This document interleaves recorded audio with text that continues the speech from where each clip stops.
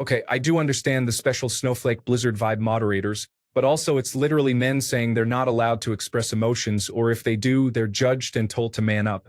And that's exactly what you're doing to a bunch of guys just saying what they're feeling. As said in the comments, issues like this are part of why men have such high rates of suicide and low rates of reaching out for support. Thanks, everyone, for your comments so far. It's definitely been insightful. I do have one question I want to add for anyone who's arriving after I edit, and I mean it in the most genuine, true way. The vast majority of compliments I get and give are from other women. How often do you compliment other men? Story 1. Out of all my friendships, I initiate every conversation. When I go through a tough time, I often end up forgetting to take initiative with my friends, and so I am alone for months. Story 2. That is pretty much the only time a man is gifted flowers, at their funeral. My girlfriend randomly sent me flowers one day because I was feeling down about something. I was so thrown off, I didn't know whether to cry or not. It didn't even register to me that men should be gifted flowers too until she sent me some. Story 3. It's really hard not letting feelings of inadequacy get to us. We're expected to shrug that off and shrug off every rejection we get, lest society get the impression we're weak or insecure, because that just perpetuates the negative feedback cycle. A lot of us end up bottling that up until we put a gun in our mouth. It's honestly kind of a miracle most guys make it to 50. A lot of people seem to assume that I'm currently struggling with this. I'm pleased to say that stage of life has passed, and things are looking up. But for a lot of guys, this is not the case. Even if we have escaped the suicidal phase, we still feel a lot of these feelings, just to a lesser extent. Time heals all wounds. Story 4. Imagine having problems, but there are only 1 to 3 people who are willing to listen and help you with them. Of the 3, you can expect at least 1 to always give you tough love, and who this is changes each time. If you share those problems with anyone else, they make fun of you, gossip about you, and refuse to help. People who don't know you will generally view your presence as a threat. Unless you're in a position of servitude, then you can be associated with incompetence. Guilty until proven innocent. Story 5. How much pressure men face when trying to form relationships. Doing the groundwork of pursuing, asking, planning a date, carrying the conversation, then having to pay at the end of it, escalating things, reading your signs, etc. is exhausting. When a guy asks you out, he has probably had to ask others many times before he gets a yes. It can be painful, discouraging, and hard on your self-esteem. A lot of work goes into connecting with a woman, and some think it just falls from the sky. Sometimes I don't even want to go out, but the pain of loneliness overwhelms how tired I am. You know why some women will say, if you want to find someone, just stop looking. It's because men are doing the work to connect and risk rejection to find you. Is taken for granted, like meeting someone is just a fact of the universe. It isn't. If a guy stops looking, he stops dating, and could do so for years or even decades if he stops dealing with his in-your-face rejection. Want to know the reason why some guys think cashiers or store staff are showing them interest? It's because any sense of a woman being slightly nice to them for no reason, or noticing beyond just existing, stands out so much it feels like the person is being affectionate towards them. Whenever a woman approaches me on the street, it's because she wants money for some cause. I'm usually right. Outside of that, I don't really seem to exist to women unless I am risking being rejected. Dating can be really tough on a guy. Story 6. Let me set the stage for you. You have had rapidly declining mental health for years. You know you need help, but you don't know how to get it. You start making jokes with friends that are really cries for help. They are ignored. You try telling your own mother about your issues. She is supportive as a mother but really can't do anything and just winds up being part of the problem. You are scared to tell people you have a therapist because you don't want to look weak. If I ever fall, if I ever hit rock bottom, nobody will be there to pick me up.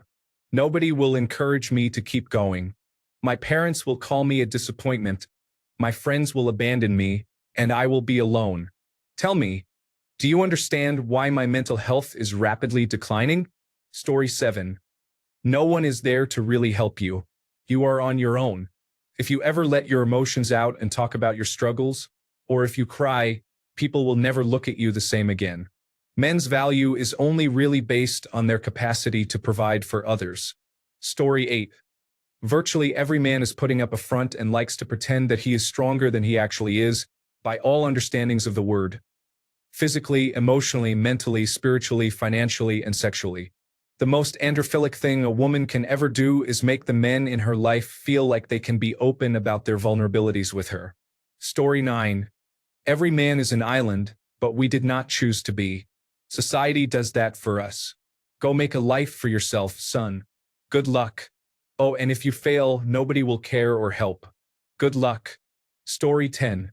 You are generally invisible to most people, and you are loved for what you are to someone, not who you are. Men can be treated like status objects, but that's only if you have worked really hard at becoming. Story 11. We are not that hard to please.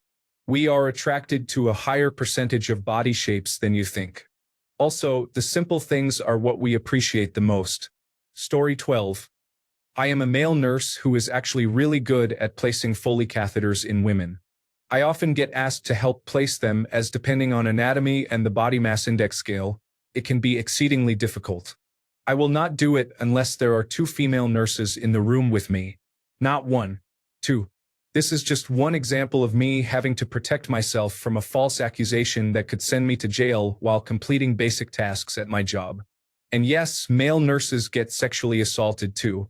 We just do not get to report it because no one cares. Story 13. Read Self-Made Man by Nora Vincent. It explores the struggles of social dynamics of being a man from the viewpoint of a woman. It's a decent read.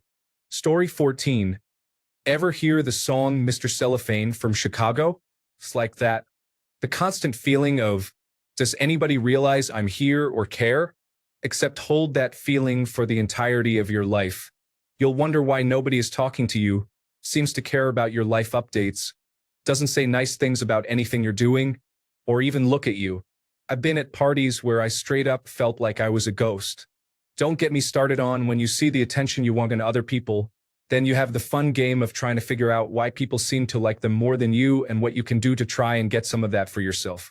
Lots of sleepless nights. Story 15. Most of us lived a pretty lonely existence growing up. Think of all the times you cried and talked about how you felt about something while growing up. We were told to be quiet and that big boys don't cry. Do you still wonder why it's so hard for us to talk about our feelings? Story 16. Don't you cry. If you cry, I will give you a reason to cry. Now that you are holding back all your emotions, go forth and do everyday things, pretending you're not dying inside. Story 17. One day you will go from being viewed by society as a harmless little boy to suddenly being viewed as a suspicious threat. Once society pulls that rug of love and compassion out from under you, they demand you not talk about it, not show emotion from it, and not react emotionally from it. Ever. You're just expected to deal with it. Probably the hardest and most sobering day in a boy's life will happen in their most awkward stage of adolescence, when they reach back to the adults in their lives for the love, compassion, and understanding that they knew their whole lives but instead are told to man up. Story 18. It seems like there are big pressures on men to be a provider. There are beauty standards for men, and dating can be difficult for men who are short, overweight, or not considered attractive. If something is broken, you are expected to know how to fix it even if you never have before. Imagine walking down the street and not feeling comfortable smiling or looking at people in case others thought it was creepy or you were sexually harassing someone. Imagine being unable to take photos of your kids at the pool or beach in case someone thought you were a pedophile. Imagine if your partner injured themselves and got a black eye, and friends started whispering advice about domestic abuse support groups to them. Imagine if you got a black eye and friends joked with your partner about you, probably deserving it. Imagine saying you are proud of something your gender does and being flooded with hate mail saying you are sexist and misogynistic. Imagine every time you bring up a problem your gender faces disproportionately, being told to stay quiet because the other gender has it so much worse. Imagine being unable to say anything about your gender without having to acknowledge the other gender's struggles too. Imagine knowing that when you go out, you might have to fight to protect your partner's honor even if they started it. If you don't, it could lead to the end of your relationship because you aren't man enough to protect her, and then get told by the media that men are too violent. Imagine knowing that if you are physically abused by your partner and you call the police, you are the one likely to be arrested. Story 19. There's a massive split between the top 5% of men and the rest of us. That leads to most men being well below average, so constantly being told how privileged we are and that we have it all made for us is really damaging. Story 20. You know how, as a woman, you have feelings about things and people care? Throw that right out the window. Are you sad, happy, or angry? No one cares. Work harder. Story 21. Complete lack of affection or any intimacy whatsoever in any form. I was served in a petrol station by a friendly woman last week who didn't seem to recoil at the sight of me, and I'm still thinking about it today. I've been told I'm ugly 1,000 times more than I've been told I'm good looking, and that includes the 3 relationships I've been in.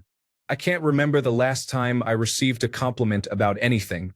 I come off dating apps regularly because my self-esteem just can't take it. And I genuinely don't think I'm that bad looking, but how am I ever supposed to know I'm not hideous if no one in my life ever tells me otherwise? Story 22. The standards men are held to are ridiculously high. Great job, high confidence, be smart, funny, charming, the perfect social person, really, have a good social life, be skilled in lots of things like woodworking, dancing, music, sports, cars, technology, and so on.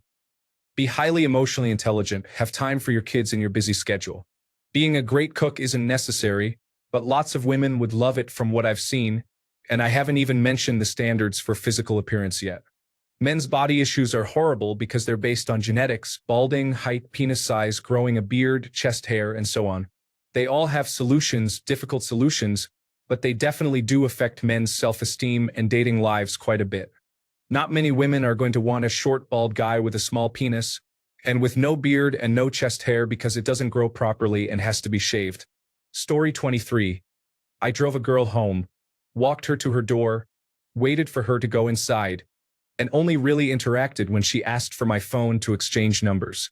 The next day, I had a friend come up and try to beat me for sexually assaulting her. Fun times. Story 24. Every time a man has a mental health issue, there's genuinely nobody who cares. Everyone just says things like, please get professional help, or it gets better. You have to fix everything yourself. Story 25. Getting kicked in the testicles can actually send someone to the emergency room. It can twist the spermatic cord and cause damage, reach into the abdomen, or pull on the abdomen, among other problems. Never joke about penis size. If you do, you should be fine with other people joking about your breast size. It's not something that can be changed. Teach men how you like to be pleasured. Different women have different preferences. Story 26. That we experience life on opposite sides of the spectrum in terms of hate versus idolization, and that both sides are very much responsible for perpetuating this issue with every consequence or privilege it creates. Story 27. When you think of the idea of being a man, you have a certain image and a certain group of qualities. Strong, loves his family, capable, takes care of the people around him, mentally and emotionally resolute, has his priorities in order, supports himself, etc. That's the image. Now, men are human, so imagine what it's like when you, as a human, are deficient in any of those qualities. If you don't live up to your dad's expectations, when you find you are more emotional and feel things stronger than expected of you, when you really struggle to make money and support yourself in this society, when you find you enjoy and want to pursue something not traditionally manly. Even if you aren't directly affected by things, it's always in the back of your mind because you hear about it in society. From the historical perspective, men were the breadwinning warriors. Mostly, men would be happily working towards peace, yet there's that paradox that you always have to live with. When you suffer from being deficient or useless, there's usually no one who listens or cares. In fact, it's not only non-existent, but it's seen as negative. Like when you vent to women, it's seen as very unattractive. So over time, we just keep it inside and become lonely and independent, feeling as though our humanity is unaddressed. On the positive side, a lot of us do become independent, and so we kind of just need our own space and may get tired of the day-to-day societal life. We all used to be boys, so we need that freedom, adventure, and creative exploration too. Story 28. Consider the Tinder swindler. It's a multi-million-dollar industry to use Tinder and other social media apps to deceive and obtain credit cards from single men. But one guy scams a few women and there is suddenly a Netflix documentary. Story 29. We will lie to you. Ask us what we are really feeling. We will likely lie and say we are fine. Ask us if we are happy. More often than not, we will say we are. Ask us if we are sad, scared, nervous, or anxious. We will likely say we are not. Ask us what we bought you for your special day. We will lie. Story 30. I'm 38. I cried yesterday because I miss my mother. She isn't dead, but she and my wife don't get along at all and I had to choose. Both of them don't recognize the pain I'm going through. Story 31. Imagine that everyone you knew doesn't care about what you think and feel, and any conversation about those topics will never leave a superficial level. And if you can't deal with challenges by yourself and ask for help, you will be ridiculed, sometimes to your face, sometimes to others. People will think less of you. Summary. Being a man is basically trying to act like a robot as best as you can. Move away from that and you are considered defective.